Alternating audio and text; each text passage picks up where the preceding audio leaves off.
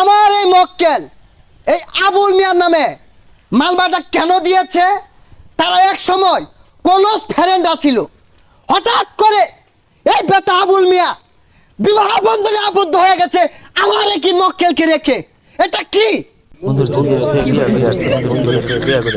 Order silent please.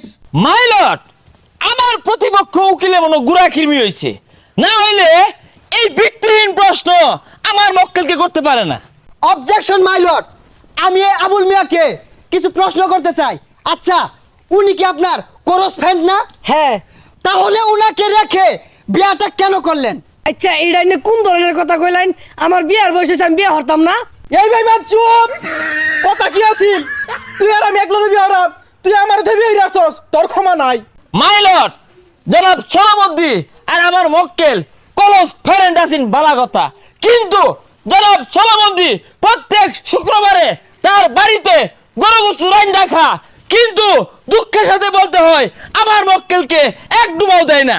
Objection my lord. আচ্ছা, আমার মক্কেল আপনাকে কি গরু গোশত দিয়ে খাওয়ানোর কোনো কথা ছিল?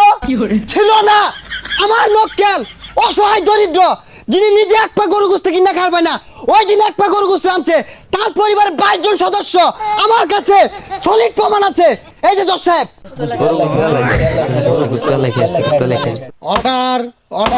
অর্ডার।